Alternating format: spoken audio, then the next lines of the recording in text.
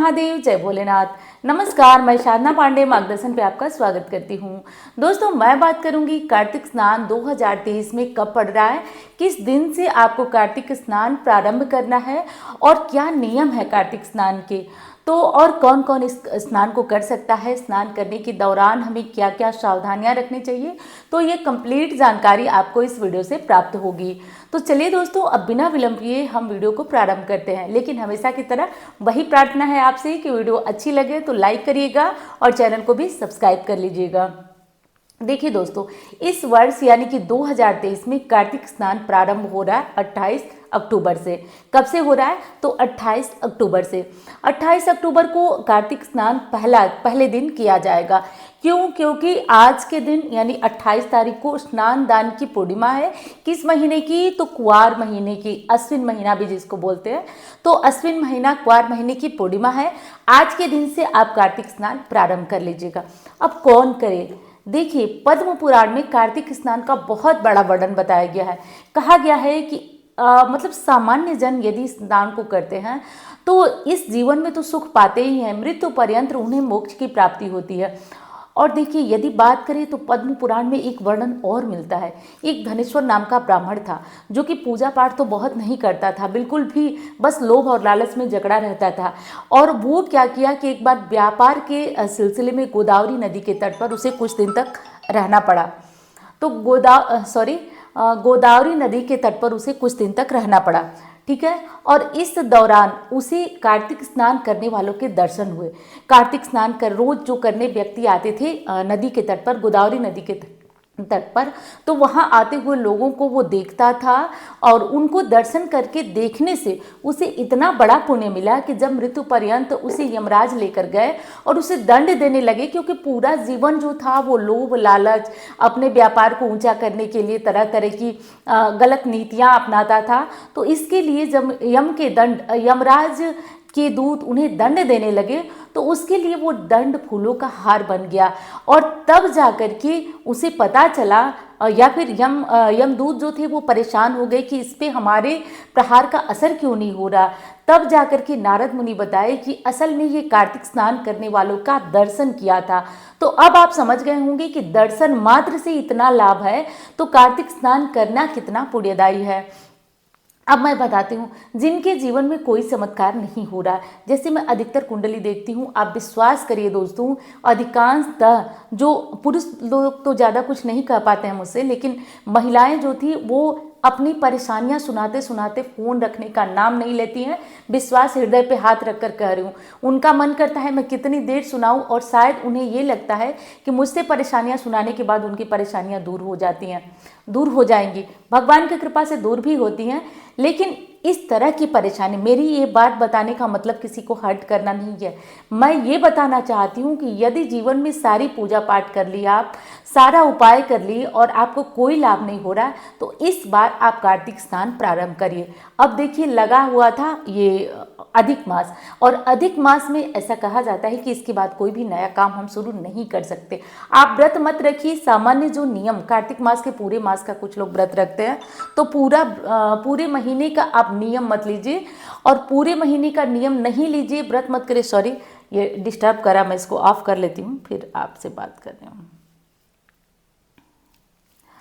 तो पूरे मास का जो ये नियम है वो आप बिल्कुल मत लीजिए। व्रत करने का नियम नहीं लीजिए, आप स्नान करने का नियम लीजिए। जो विधि मैं बता रही हूँ वो लीजिए। फिर देखिए हमारी बहनें कहती है ना, तो क्षमा करिएगा, थोड़ा सा आपका टाइम जाता है, लेकिन जब मैं ऐसे सामने आकर वीडियो बनाती हूँ तो जैसे लगता है आप लोग सामने मुझे सुन रहे हैं और मैं सामने आपसे बातें करती हूँ, इसलिए थोड़ा सा बातें कर लेती हूँ, तो उसके लिए माफ़ करिएगा।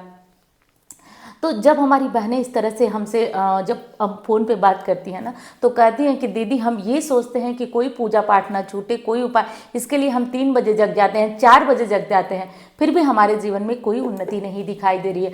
ऐसा अगर कोई भी एक व्यक्ति मेरी बात सुन रहा है तो आप कार्तिक स्नान प्रारंभ करिएगा। कब से करना है एक बार फिर बता देती हूँ। करना आपको है 28 तारीख से। 28 अक्टूबर को पहला कार्तिक स्नान होगा।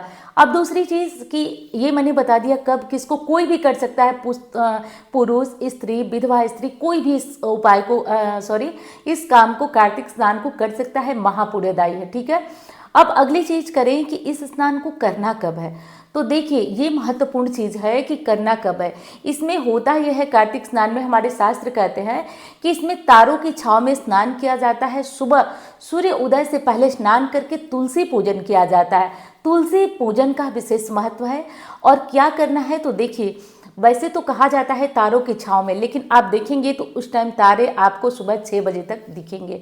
इसलिए लगभग 5 बजे तक आप नहाकर तुलसी को जल अर्पित कर दीजिए। उसके बाद जो पाठ है, स्त्रोत है, आपके सुबह तक चलते रहें कोई बात नहीं, लेकिन तुलसी को सुबह 5 बजे तक, और अधिकतम बहुत लेट हो जा रहा है तो 5:15, वैसे 5:15 होना नहीं चाहिए, आप 5 बजे तक कर लीजिए। अब कुछ क्वेश्चन है कि हम जल कैसे दें सूर्य को, तो सुबह ब्रह्म मुहूर्त में जल दे सकते हैं, ये हमारे शास्त्र का कथन है, कोई मनगढ़ंत बातें नहीं है, आप बिल्कुल दे सकते हैं। बल्कि सुबह सूर्य को ही जल दीजिए, तब अन्य पूजा आप स्टार्ट कीजिए। अब ये चीज़ आपकी बिल्कुल क्लियर हो गई, स्पष्ट हो गई। अब चलिए दूसरी बात कर लेते हैं। दूसरा कौन सा महत्वपूर्ण नियम है कि कार्तिक मास में क्या खाना चाहिए और किन चीज़ों को छोड़ना चाहिए। देखिए, व्रत रखते हैं पूरे मास का या नहीं रखते हैं, कार्तिक मास में जैसे कि मसूर की दाल, मूली, ये सारी चीज़ें त्याज्य होती हैं। इसमें भी जैसे कि छठ पूजा आता है तो इसमें बहुत सारी चीज़ें जैसे कि खाई जाती हैं, तो वो चीज़ अलग है। वो जो व्रत का नियम है वो कर लीजिए, लेकिन आप ऐसा मतलब कार्तिक स्नान करने वालों के लिए मूली वगैरह का सेवन, मसूर की दाल का सेवन, ये सारी चीज़ें मना की गई हैं। तो ये हर व्यक्ति को ध्यान रखना चाहिए कि कार्तिक मास में इन चीज़ों का सेवन न किया जाए। ये चीज़ पूछी जाती है कि क्या हम गर्म पानी से स्नान कर सकते हैं या नहीं। तो देखिए, मैं शास्त्रों की बात बताऊं तो शास्त्रों में बताया गया है कि कार्तिक मास में भगवान विष्णु का वास जल में होता है और हमें ताजे जल से स्नान करना चाहिए। वैसे नियम तो ये है कि आप नदी और तालाब में जाकर स्नान करिए, लेकिन ये पॉसिबल नहीं है दोस्तों, सबकी गृहस्थी है, सबकी जिम्मेदारी है और संभव ही नहीं है कि हम प्रतिदिन नदी में जाकर स्नान कर सकें। तो लेकिन उसमें करना यह है कि आप एक गंगा जल, एक छोटी सी डिबिया में भर करके गंगा जल रख लीजिए और प्रतिदिन नहाने की बाल्टी में गंगा जल डालिए और आप उससे स्नान करिए। अब गर्म पानी से स्नान करना चाहिए या नहीं, तो देखिए शास्त्र तो कहता है कि ठंडे पानी से स्नान करिए, लेकिन आप अपनी जो शारीरिक क्षमता है वो देख लीजिए। आप गर्म पानी से स्नान करिए, लेकिन करिए ज़रूर। आप गर्म पानी से स्नान कर लीजिए क्योंकि भयंकर सर्दियाँ उस टाइम तक शुरू हो चुकी होती हैं। बहुत भयंकर तो नहीं, लेकिन इतनी कि सुबह नहाने में ठंड लगती है। जो लोग ऊपर टंकी का पानी ठंडा रहता है वो ठंडे पानी से यदि नहा लेते हैं तो उनको दिक्कत आ जाती है। तो यदि ताज़े पानी की व्यवस्था हो, शरीर सहन कर पाए, तो आप नहाइएगा, नहीं तो आप गर्म पानी कर लीजिएगा। गर्म पानी जो लोग करेंगे वो गंगा जल नहीं मिलाएंगे, जो लोग ताजे पानी से नहाएंगे वो ही गंगा जल मिला पाएंगे। तो ये चीज़ ध्यान रहे। और किसी भी स्थिति में यदि शरीर आपका साथ नहीं दे रहा है, आपको नहीं लगता है कि आप नहा पाएंगे, तो आप जबरदस्ती मत करिए शरीर से, क्योंकि बीच में छूट जाएगा। पिछली बार बहुत लोगों का कमेंट आया था कि दीदी हमने ठंडे पानी से नहाना ट्राई किया था, छूट गया, जबकि मैंने पिछली बार भी बताया। वो गलती मत करिए, वही करिए जिससे आप आराम से इस नियम को पूरा कर सके। दूसरा क्वेश्चन आता है कि तुलसी जी की जो पूजा सेवा करें वो जब करते टाइम हम जल देते हैं, कैसे करना चाहिए वो भी बताती हूँ। सबसे पहले उनको जल चढ़ाइए, उसके बाद जल चढ़ाने के बाद उनको पीला चंदन समर्पित करिए। सिंदूर मत चढ़ाइए, क्योंकि इस टाइम हम उनको कौमार्य अवस्था में पूज रहे हैं। कौमार्य अवस्था में पूजना उनको इस महीने चाहिए सबको, तो सिंदूर बिल्कुल मत चढ़ाइए। सिंदूर जब देवोत्थानी के दिन हम भगवान विष्णु के साथ उनका विवाह करा लेंगे तो ही उनको सिंदूर चढ़ाएंगे, उससे पहले आप उनको सिंदूर बिल्कुल मत चढ़ाइए।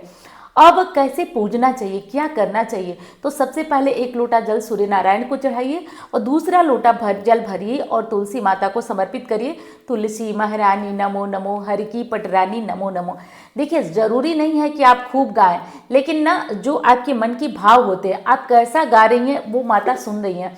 तुलसी महारानी नमो नमो, हरि की पटरानी नमो नमो। और एक चीज़ मैं खुद का एक्सपीरियंस बताऊं दोस्तों, तो जब परिवार के सारे लोग सोए हों और आप इस तरह से गुनगुना कर तुलसी जी की पूजा करनी है, ब्रह्म मुहूर्त वैसे ही बहुत महत्वपूर्ण है, ऊपर से कार्तिक का महीना, आप करके देख लीजिए। कोई मानसिक टेंशन हो, कोई समस्या हो, वो 1 मास में आपकी दूर होने लगती है, काम पूर्ण होने लगता है, करके देख लीजिएगा।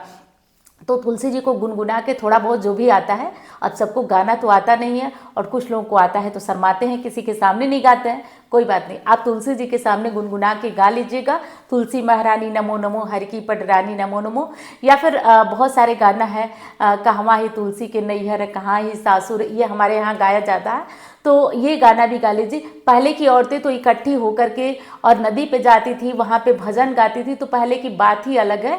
वो काल तो खैर हमने भी नहीं जिया है, हमने भी घर में ही बड़ों को स्नान करते हुए देखा, लेकिन वो लोग बताते थे कि पहले ऐसा होता था। तो तुलसी जी की पूजा में 1 लोटा जल दीजिए, पीला चंदन लगाइए, उनको कुछ भोग लगाइए, और एक चीज़ और ध्यान रखिए, उसी टाइम एक दीपक प्रज्वलित करिए। पूरे कार्तिक मास सुबह और शाम दोनों दीपदान करिए। दीपदान का बहुत महत्वपूर्ण है, घी से करिए, तिल के तेल का। और हाँ, जो लोग सुबह पूजा करते हैं ज़रूरी नहीं है दीपदान करें, बल्कि मैं तो कहूँगी ना करिए, अंधेरे अंधेरे ही दीपदान होता है, चाहे वो सुबह का दीपदान हो चाहे शाम का दीपदान हो। एक दीपक आप तुलसी के पास रखिए, एक मंदिर में रखिए, एक आप आकाश दीप रखिए। हर एक दिन आप अपने घर के खुले स्थान पर, विशेषकर छत पर जाकर एक दीपक जलाइए। ये दीपक कहा जाता है कि खुले स्थान में दीपक, कार्तिक महीने में स्नान के बाद जो दूसरा पुण्य का काम है दीपदान, तो वहाँ भी दीपदान करिए। केला है तो वहाँ करिए, पीपल के पास करिए, संडे छोड़ करके। तो ये सारे दीपदान आपको जीवन में कर सकती हैं। मनवांछित पति के लिए एक काम और करिएगा, जो मैं अपना बता रही हूँ आपको, एक काम और ये करना है आपको कि आप भगवान विष्णु का कम से कम ओम नमो भगवते वासुदेवाय एक माला मंत्र का जप करिएगा। और मैंने एक चीज़ और बताऊँगा आपको, विष्णु सहस्त्र नाम मैंने अपनी वेबसाइट, जो कि आप गूगल में जाकर सर्च करेंगे margdarshansadhana.com, तो बहुत सारे लोगों को ये पढ़ने में दिक्कत आती थी।